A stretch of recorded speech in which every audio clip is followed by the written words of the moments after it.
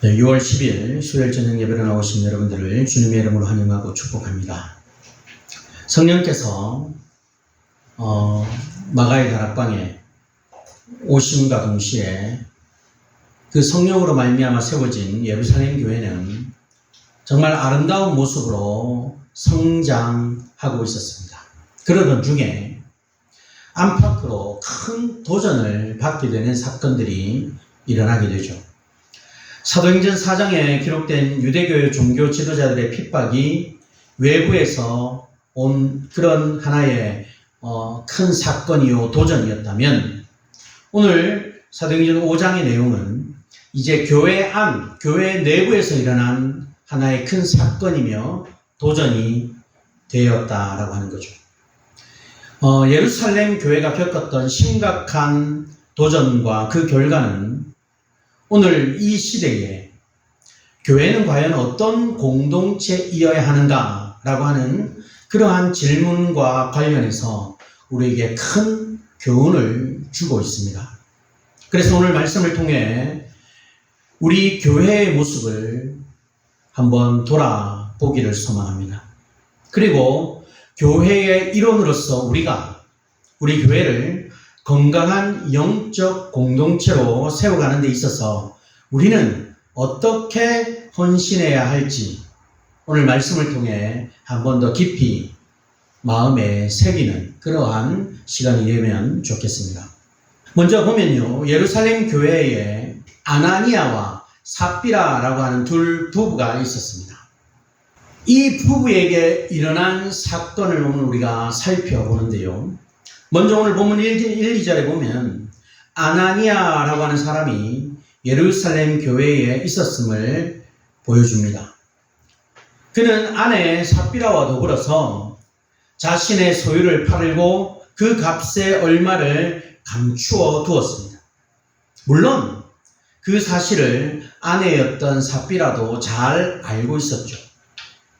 그리고 그 가운데서 얼마를 가져다가 이제 사도들의 발 앞에, 즉 오늘 본문에 보면 베드로의 발 앞에 두었죠. 여기까지만 보면요, 아나니아와 삽비라가 무엇을 잘못했는지 우리는 쉽게 알 수가 없어 보입니다. 오히려 자신의 소유를 팔고 그 얼마를 사도들의 발 앞에 갖다 두고 교회를 위해서 사용해 주십시오라고 헌신하는 그런 아름다운 모습을 우리는 볼 수가 있다는 거죠. 그러나 오늘 성경은 이 아나니아와 삽비라의 사건을 매우 부정적인 시각으로 바라보고 있다라고 하는 거죠. 왜 그럴까? 그렇게 선행을 했는데, 그렇게 교회를 위해서 자신의 물질을 하나님께 드렸는데 왜 이 모습을 부정적으로 바라보고 있는 것일까? 여기에 매우 심각한 이유가 한 두 가지 정도가 있는데, 먼저 이 하나를 살펴보고 다음 질문 또 하나를 살펴봅니다. 오늘 본문 2절에 보면요, 사도들의 발 앞에 두니라고 하는 표현이 있죠. 먼저 우리 사도행전 4장 35절과 37절 말씀에도 보면요, 비슷한 표현이 나와요. 거기에 보니까 뭐라고 나옵니까? 사도들의 발 앞에 두매 그들이 각 사람의 필요를 따라 나누어 주리라. 그렇게 4장 35절에서는 이야기하고, 37절에도요, 그가 밭이 있음에 팔아 그 값을 가지고 사도들의 발 앞에 두니라 말씀하고 있습니다. 무슨 말입니까? 당시 예루살렘 교회는요, 나눔이 너무나도 풍성해서 자기 재물을 자기의 것으로 여기지 아니하고 자신들의 물건을 팔아 서로 통용하고 있었다. 서로 주고받고 하면서 어려운 사람들을 위해서 사용하고 교회를 위해 사용하고 있는 그 초대교회의 모습이었다. 그리고 밭과 집이 있는 사람들이 그것을 팔아서 나눔으로써 가난한 사람들이 당시에는 없었다. 사도들의 발 앞에 두었다라고 하는 것은요, 자신들의 소유를 사도들에게 드려서, 즉 교회에 드려져서 그것을 가난한 사람들을 위해 사용하게 했다라고 하는 그런 의미죠. 그러한 일을 가장 앞서 행한 사람이 누구냐 하니까 바로 바나바라고 하는 사람이 있습니다. 바나바가 먼저 그렇게 하자 많은 사람들이, 초대교회의 많은 사람들이 그것에 감동을 받고 도전을 받아서 너도 나도 할 것 없이 함께 하나된 마음을 가지고 자신들의 소유를 팔아서 사도들의 발 앞에 두었다는 거죠. 교회를 위해서, 성도들을 위해서 사용하라고. 자연히 바나바는요, 예루살렘 교회에 참으로 존중받는 사람이 되었어요. 그의 원래 이름은요, 요셉이라고 하는 이름인데, 사도들이 그를 존중하여 위로의 아들이다 라고 하는 뜻의 바나바라고 하는 이름을 붙여주었을 정도였다는 거죠. 바나바, 위로의 아들. 이 이름을, 바나바라고 하는 이름을 들을 때마다, 그 사람을 부를 때마다, 아, 저 사람은 정말 우리를 위로해주는 사람이었어. 자신의 소유를 팔아서 우리의 어려움을 함께 나누었던 사람이었어. 얼마나 아름다운 일. 아나니아라고 하는 사람이 자신들의 소유를 팔고 그 일부를 사도들의 발 앞에 둔 것은요, 어쩌면 이 바나바라고 하는 사람에 대한 시기와 질투 때문이 아니었는가 짐작해 볼 수 있어요. 때로는 여러분, 시기와 질투가 선한 동기가 되어서 긍정적인 결과를 만들어 내기도 합니다. 그렇지만 대부분의 경우에는요, 그러하지 못하고 오히려 부정적인 결과로 이어질 때가 많다는 것. 아나니아와 그의 아내 삽비라도 후자의 모습이었죠. 어떤 결과로 이어졌는지 우리가 계속해서 살펴보겠는데, 먼저 어떤 경우라도 여러분, 교회 안에서 우리가 행하는 모든 일들은 시기와 질투로 행해서는 결코 안 됩니다. 저 사람이 이렇게 해서 많은 사람들에게 칭찬을 받으니까 나도 덩달아서 나도 그렇게 하면 칭찬받겠지. 그리고 누군가 뭔가 하면 시기하고 질투하는 그러한 마음으로 교회를 섬기고 주의 일들을 감당해서는 안 된다는 거죠. 자, 그러면 아나니아가 무슨 일을 했는지 알고 있었던 베드로는요, 그 아나니아를 책망합니다. 오늘 보면 3절에 아나니아는 자신의 소유를 팔아서 그 일부를 사도들의 발 앞에 두었습니다. 그렇지만 이 아나니아가 가지고 온 그것이, 베드로는 이것이 전부냐 물었을 때 아나니아는 그것이 전부다 말을 합니다. 거짓말을 한 것이죠. 그에 대하여 베드로는 아나니아를 이렇게 책망하죠. 아나니아야, 어찌하여 사단이 내 마음에 가득하여 네가 성령을 속이고 땅값 얼마를 감추었느냐. 앞서 말씀드린 것처럼요, 재산의 일부를 사도들의 발 앞에 둔 것은 정말 아름다운 헌신이죠. 그렇지만 그것이 땅을 판 값 전부라고 거짓말을 한 것은 결코 합당하지 못한 모습이었다. 오늘 보면 4절에 베드로는 이렇게 말합니다. 땅이 그대로 있을 때에는 내 땅이 아니며 땅을 판 후에도 내 마음대로 할 수가 없다냐. 어찌하여 이 일을 내 마음에 두었느냐. 사람에게 거짓말한 것이 아니요 하나님께로다. 이렇게. 무슨 말이죠? 그 누구도요, 아나니아에게 땅을 팔아 너도 사도들의 발 앞에 갖다 둬라, 그 누구도 강요하지 않았어요. 또한 그 누구도 재산의 전부를 드리라 말씀하지 않았다라는 거죠. 옆에서 막 부추겨서 아나니아야 너도 그렇게 해야지 라고 말한 사람이 단 한 사람도 없었다라는 거죠. 아나니아는요, 말 그대로 자기 마음대로 할 수 있었어요. 그런데 아나니아는 바나바를 시기하고 질투하여 바나바처럼 인정받고 싶었지만 소유를 판 값에 전부를 드릴 마음은 없었기 때문에 일부만 가져왔고 그것이 땅값 전부인 것처럼 말한 것이 문제였더라. 여기에서 주목해야 할 만한 표현이 있는데 3절에 있는 어찌하여 사단이 내 마음에 가득하여 내가 성령을 속이고 땅값 얼마를 감추었느냐라고 하는 이 표현과 4절에 있는 사람에게 거짓말한 것이 아니요 하나님께로다라고 하는 표현. 아나니아가 행한 일은요, 사단이 그 마음에 가득하여 나온 것이고 하나님과 성령을 속이는 것이었습니다. 그러니 이는 참으로 큰 죄가 아닐 수 없었다는 거죠.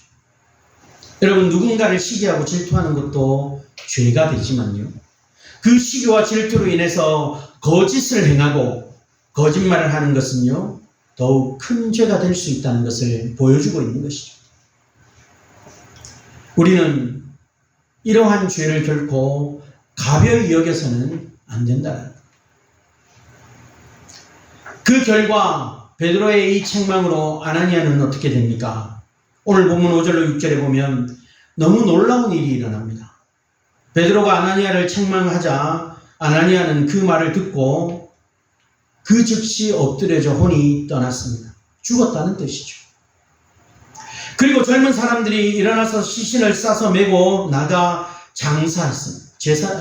장례를 치렀다는 거죠. 여러분, 어떻게 이런 일이 일어날 수 있을까? 거짓말을 했다고 사람을 죽일 수 있습니까? 그리고 왜 가족들에게 알리지 않고 죽은 사람을 장사했을까? 우선 말씀드리고 싶은 것은 아나니아의 시신을 장사 지낸 것은 오늘날의 우리 사회의 장례 풍습과는 다르다라는 것을 우리가 인지할 필요가 있습니다.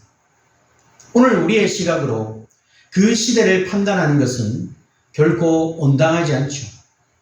아나니아의 시신을 장사 지낸 것은 당시로서는 크게 문제될 것이 없었습니다. 그보다 더 중요했던 것은요, 이 사건의 의미라는 거죠.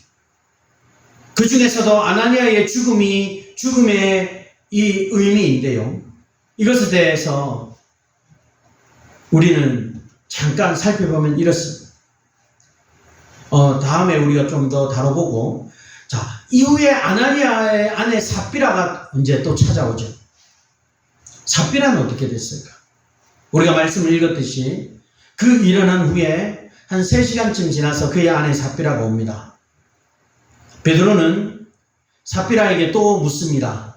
그 땅을 판 값이 이것뿐이냐? 묻죠. 그러자 삽비라는 뭐라고 얘기합니까? 예, 이것뿐입니다. 이렇게 답을 합니다. 아나니아와 삽비라는 서로 말을 맞춘 듯 하죠. 부부끼리. 그들은 자신들의 소유를 팔아 그 일부를 드리면서 마치 땅값 전부를 드린 것처럼 말하고 있다는 것이죠. 앞서도 말씀드린 것처럼 소유를 팔아 그 일부라도 드린 것은 참 귀한 일이죠. 문제는 일부를 드리면서 전부를 드린 것처럼 거짓말을 했다는 그것이 문제다. 그래서 본문 9절로 10절에서 베드로는 삽비라를 심하게 또 책망합니다. 삽비라가 남편 아나니아와 더불어 꾀한 일은 하나님의 영을 시험하는 것이요. 그리고 말합니다. 보라, 내 남편을 장사하고 오는 사람들의 발이 문 앞에 이르렀으니 또 너를 메어 내가리라. 그 즉시 삽비라도 혼이 떠나 죽고 말고. 그리고 젊은 사람들이 들어와서 이 삽비라의 시신을 메고 나가서 그 남편 곁에 또 장례를 치르죠. 그리고 11절은 그 일을 들은 사람들의 반응을 이렇게 소개하고 있어요. 온 교회와 이 일을 듣는 사람들이 다 크게 두려워하니라. 온 교회와 그 일을 들은 사람들이 모두 크게 두려워했다.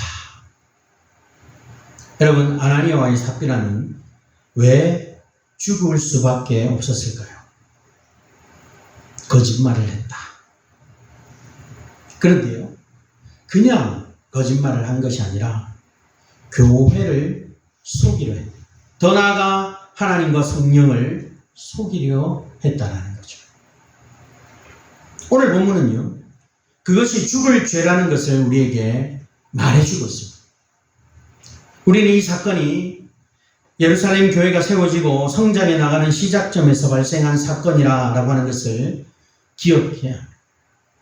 하나님은요, 이 사건을 통해 이제 막 세워진 교회라는 영적 공동체가, 그리고 그 교회를 이루는 성도들이 거룩한 공동체가 되고 거룩한 사람들이 되기를 원하셨다라는 것을 알 수 있죠.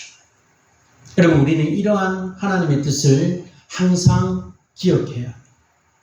원래 죄를 범하면 하나님 앞에서 죽어 마땅하다는 것을 우리는 잊지 말아야 합니다.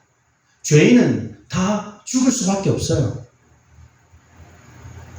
거짓말도 죄고 살인도 죄입니다. 하나님 편에서 죄는 다 똑같은 죄일 뿐이에요. 그래서 거짓말을 했다고 해서 죽었다, 하나님 앞에서 죄를 범했기 때문에 죽은 것이지,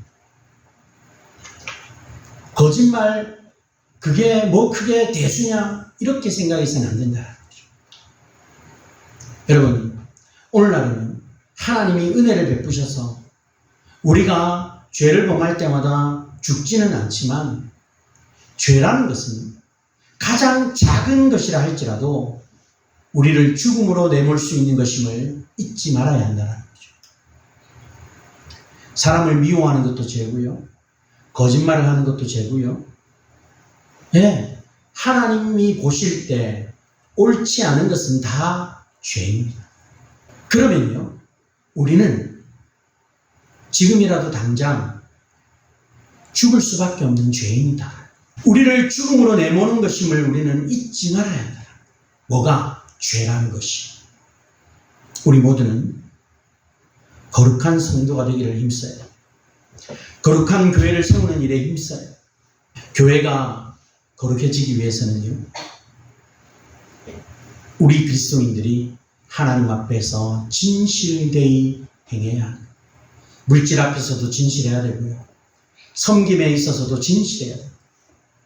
하나님 앞에서 우리가 거짓을 나타낼 때 그것은 용서받지 못한 그러한 결과를 우리에게 가져올 수 있다. 그러나 감사하게도 여러분, 오늘날 우리에게는 그리스도의 은혜가 있다는 사실이에요. 사랑하는 여러분, 아나니아와 삽비라의 문제는요, 그저 그냥 돈의 문제로만 우리가 생각해서는 결코 안 된다는 거죠. 하나님은 그들에게 재산의 전부를 드리라 결코 명령하지 않았어요. 문제는 하나님 앞에서 자기 자신을 실제보다 더 거룩한 사람으로 보이려고 했다라는 것이죠. 그들은 사람들의 칭찬을 원했지만 하나님 앞에서의 정직함은 잃어버렸다. 그래서 하나님께서는 그 교회의 시작점에서 이 사건을 통해 교회가 반드시 거룩함 위에 세워져야 한다는 것을 보여주고 있는 사건이라는 것을 기억해야 합니다. 그러나 오늘 우리가 이 말씀을 읽으며 기억해야 할 또 하나의 중요한 사실이 있는데요, 만일 하나님께서 우리의 죄를 엄중히 다루신다면 사실 아나니아와 삽비라만이 아니라 어쩌면 우리 모두가 하나님 앞에서 설 수 없는 죄인이라고 하는 사실이죠. 우리도 때로는 사람들에게 인정받고 싶어 하고 하나님보다 사람의 시선을 더 의식하며 살아갈 때가 많죠. 겉으로는 신앙이 좋아 보이지만 마음속에는 교만과 욕심, 거짓됨이 자리할 때가 얼마나 많이 있습니까? 그런데 복음은 바로 여기에서 빛이 나죠. 아나니아와 삽비라가 받아야 했던 죄의 심판을 생각할 때 우리는 십자가를 바라보아야 합니다. 하나님께서는 죄를 결코 가볍게 여기지 않으셨어요. 그래서 죄에 대한 심판을 독생자 예수 그리스도께 담당하셨죠. 예수님은 죄가 없으신 분이었지만 우리의 거짓과 교만과 탐욕을 대신에 짊어지시고 십자가에서 죽으셨습니다. 그리고 부활하심으로 죄인을 의롭다 하시는 구원의 길을 열어주셨습니다. 그러므로 우리는 아나니아와 삽비라 이야기를 우리가 이렇게 대하면서 단지 저렇게 되면 안 된다. 그런 교훈만 얻어서는 결코 안 됩니다. 오히려 나도 하나님 앞에서 동일한 죄인, 그러나 예수 그리스도의 십자가 때문에 살았습니다 라고 고백할 수 있어야죠. 여러분, 이것이 복음이죠. 거룩하신 하나님 앞에서 우리의 소망은 우리의 의로움이 아니라 오직 예수 그리스도의 은혜밖에 없다는 거죠. 사랑하는 여러분, 하나님은 위선적인 사람을 찾으시는 것이 아니라 정직하게 회개하는 사람을 찾고 계십니다. 완벽한 사람을 찾으시는 것이 아니라 예수 그리스도의 은혜를 붙드는 사람을 오늘도 찾고 계신다는 거죠. 그러므로 우리의 죄를 숨기지 말고 주님 앞에 내어놓아야 합니다. 십자가의 은혜를 의지하며 날마다 우리는 정결함을 구할 수 있어야 한다는 것이죠. 그럴 때 우리 교회는 사람의 칭찬이 아니라 하나님의 임재가 머무르는 거룩한 공동체가 되어질 것이고, 우리 역시 그리스도의 은혜 안에서 참된 자유와 기쁨을 누릴 수 있게 된다는 사실을 우리가 늘 기억하면서 하나님 앞에 우리가 작은 봉사 하나라도 최선을 다해서 거짓과 숨김이 없이 정결함으로 우리의 온 마음을 드릴 수 있는 그런 저와 여러분이 되어서 아름다운 공동체, 거룩한 주의 공동체를 세워나가는 그런 저와 여러분이 되어지시기를 주의 이름으로 축원합니다.